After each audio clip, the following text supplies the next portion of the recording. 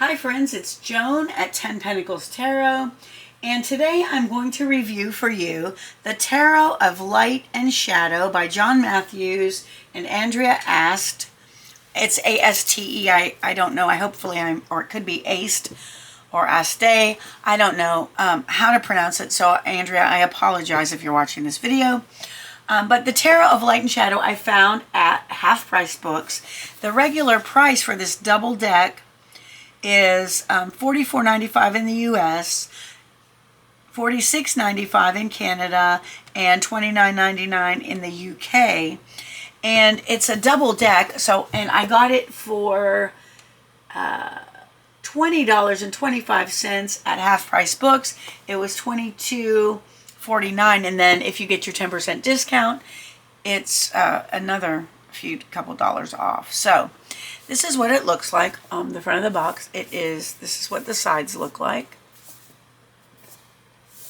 It is published by Watkins, and it says, the most subtle and insightful tarot ever created. Again, this is a 2020 deck. And I had never seen or heard of it before. Maybe you haven't either. For the first time ever, two decks have been designed to work together in a new multi-layered approach to the tarot. The shadow deck represents your inner world, your instinct, and what is unknown, and the light deck represents the outer world, the rational, and what is known. This groundbreaking double deck from best-selling tarot creator John Matthews and renowned Italian artist Andrea Aste allows you to look both within and without, explore both sides of every question and answer, and find the best way forward in the blending of both answers. So this is super intriguing to me, and maybe we can figure out together how this works. I haven't looked at it much, so you and I are looking at it together for pretty much the first time. All right, so let's look at the book. So this is a matte finish soft cover guidebook. It says, this beautifully illustrated double tarot deck allows readers to explore both sides of a question at once, looking at the shadow and the light. Although some professional readers combine different packs and to great effect, this is the first time two tarot decks have been designed specifically to work together as one deck appearing in two dimensions. All right, so very interesting. So we have the title page, table of contents. There's an introduction. Let's see. Working with the double tarot. Okay. Ways of working with the double tarot. So you can either choose the light or shadow deck as your principal resource, shuffle and draw cards as you usually would, using either a 3-card spread or a more complex spread. Read that spread, and then draw a number of additional cards from the alternate deck and use those to supplement and clarify the original reading. Okay, so you can do your reading with the light deck and then clarify with the shadow decks, or vice versa. Method 2, shuffle both decks together and make a reading from the whole spectrum of cards. This may be difficult for those with small hands. Hello, that's me. As the two sets of cards are quite large when put together, but you can shuffle randomly by placing the cards into piles and then collecting them together. Okay, that's fine. Method 3, use either deck on its own as you would normally any tarot. The meanings are mostly traditional, although you may notice some variations which can direct your understanding in subtle ways. Okay, and then it talks about the cosmic mirror or wild cards.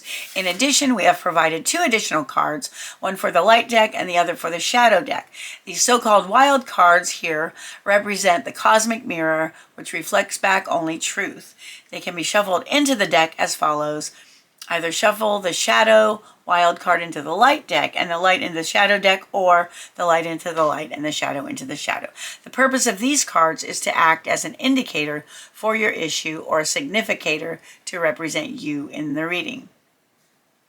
To do this, look through the deck until you locate the cosmic mirror card and choose the card on either side of it to represent the issue or yourself. Okay, interesting. It goes on about what you can do there. Then it talks about the pips and the courtiers. So these are pip cards. This is a pip deck. And talks about shuffling, a mirror spread, and then there's a mirror spread reading, for example. And I may be able to do another video on one of these spreads if you are interested in seeing how this works together. Okay, then it talks about the list of the major arcana, which are the same titles as the Rider-Waite-Smith cards. And then for each card, it has the number and name of the card. This is for major arcana. There's a description of the card, and then the meaning for a light reading, and the meaning for the light card meaning in a reading, and the shadow card meaning in a reading. And I will do a one card pull at the end so that you can see exactly how this book is written, because I think that's going to be super important when you're deciding whether you want to get this deck or not. Okay, so we go through all the major arcana. It looks like 2 pages per card with a picture, a reading meaning for light and shadow cards, and then a general description of the card. So then let's see how it goes. Okay, so then the next section talks about the minor arcana, and it talks about with a suit, which element it goes with, and which design feature it corresponds with. And it says swords are squares, cups are triangles, serpents are circles, and wands are rectangles. And we'll see how that shows up in the cards, because right now I'm not sure. Then it talks about the tableau of the aces. So then, and each ace: ace of swords, ace of cups, ace of serpents, or pentacles and coins, and ace of wands, or batons and clubs. Okay, so the swords correspond with daggers and arrows. Ace of cups, vessels. Okay, that makes sense. All right, and then it talks about the suit of swords, and it goes, oh, okay. So it talks about the aces, light and shadow, and then it goes on. For each suit, ace of swords, 2 of swords, and it looks like for each one, there's a general meaning, then a light reading meaning, and a shadow reading meaning. And it goes through all of the cards like that. And then it goes to the suit of cups. It has a page about the suit of cups overall. And then we have ace of cups, 2 of cups, and so on. And it does that for each. And the serpents are pentacles. That's kind of interesting. And then the wands are wands. Okay, and it does that for each of the cards. Then, and after that, it talks about the card back. Oh, look here. It talks about the cosmic mirror cards, and then it talks about the card back. Let's see. The mistress of the tarot presides over the mysterious city of Sapientia, where all knowledge is kept, and which lies between the realms of light and shadow. Here tarot cards come alive and archetypes dance in the streets. She holds in her hands the symbols of the 4 suits, and the mingled shades of both realms are reflected in the gray-toned palette. Yep, there she is, and it's reversible. So, yeah. Huh, very interesting. From the twin domes of the mirrored city, a great eye looks out. It sees all, for this is the place of ultimate mystery, where help, advice, and guidance are forever present. That's interesting. I really like that they included a description of the back of the cards. That's pretty cool. All right. And then it talks about new spreads and sample readings. There's a Divine Fool spread with 6 cards. This might be a nice, fun thing to make. Ooh, 6 light cards and 6 shadow cards. Neato. And then we have the Eternal Truth spread. I think we might need to make a video. I might need to make a video of some of these spreads. The Cosmic spread, directional reading it talks about. And, okay. And then resources and further reading, and then about Watkins publishers and publisher information. All right, so cool. So let's look at the cards. Let's look at the light deck first. And if you look at them, they're super thick decks. I know without even trying it out that I will never be able to shuffle both at once. I might not even be able to shuffle one at once. We'll see. All right, so let's look at the light cards first, and then we will look at the shadow cards. And really, if they're pip cards, I'm going to just kind of go through them a little bit quickly. So, all right, so we have the Fool. And you know what? If you compare the two Fools, okay, they are facing opposite directions. They look fairly similar, except the Fool, the light Fool has the little dog as usual. The shadow Fool has bats and the dog is still there. There's some creatures with their mouths open and teeth. So the shadows cards are obviously a little bit darker. Let's see. Okay, so the Fool. I'm curious. The Magician. Again, the Magician is very similar. Kind of facing the opposite direction. Yeah, the shadow cards have a little bit like maybe scarier type things on them. We'll go through them. Okay, so there's the Magician, the High Priestess,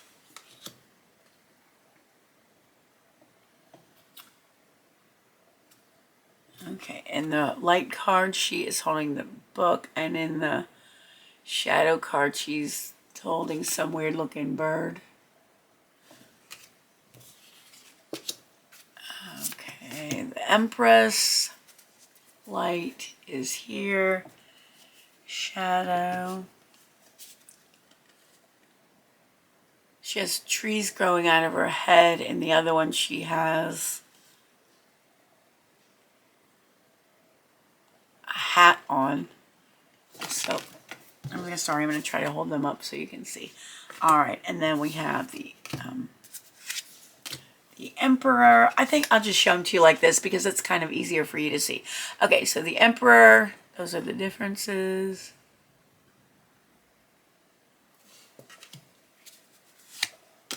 The Hierophant.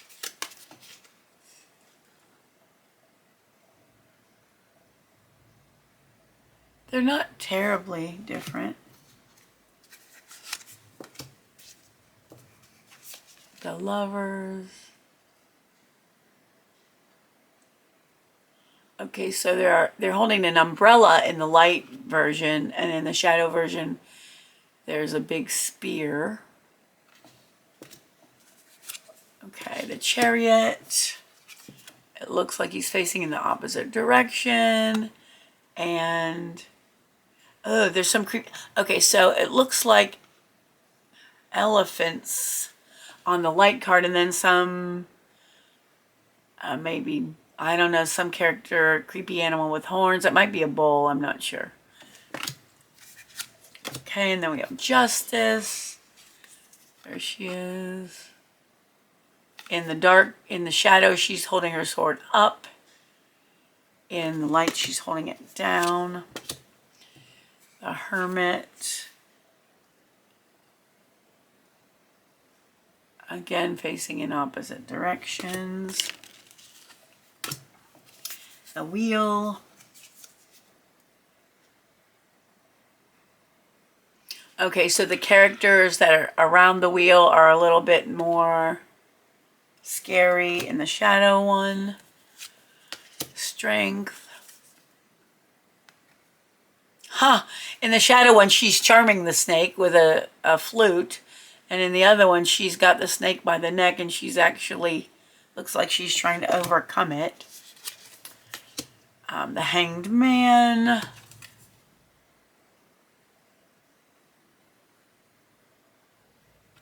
Okay. Death. Again, facing opposite directions.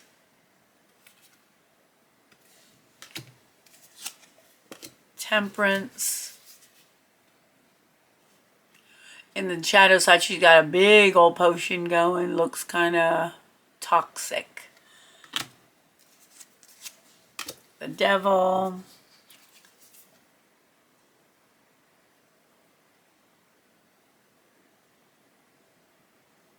Not too much difference there.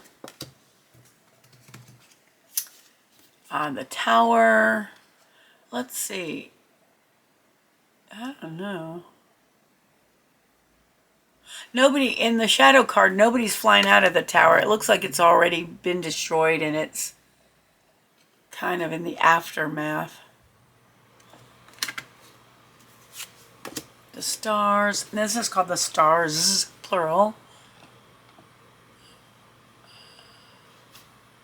Okay, in the shadow card, she's actually a mermaid.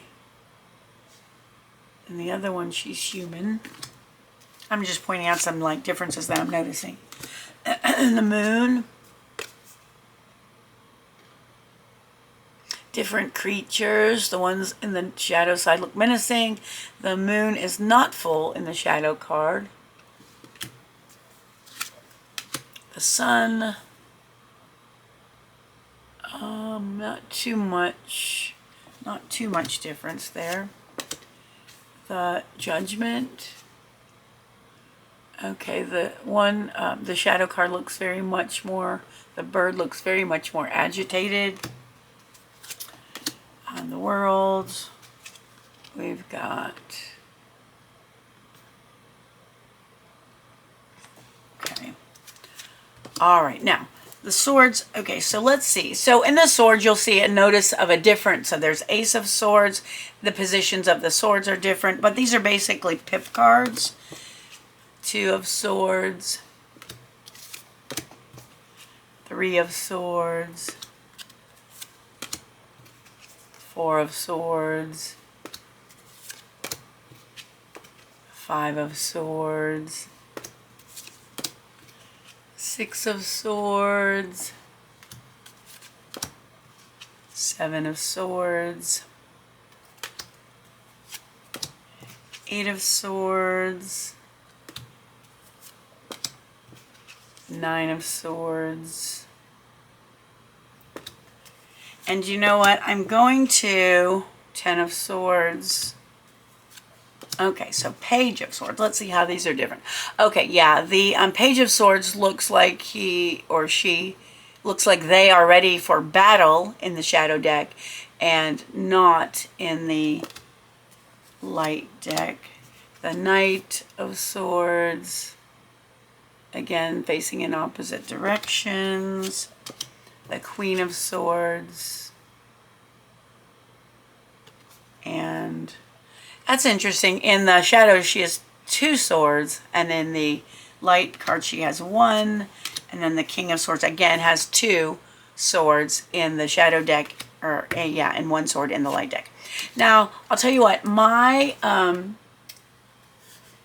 camera is starting to overheat, so I am not going to continue too much. You can see the cups again, it goes the same way, and these are basically pip cards. You get the idea of the difference, and I'm going to have to stop there because I don't want to burn my camera up, and I do want to do a quick reading for let's just mix these together and see. Let's do one reading with 1 card, and so you can see how the book is written, and there it is. 3 of Swords is the card that you got for the day. Let's look at the meaning here.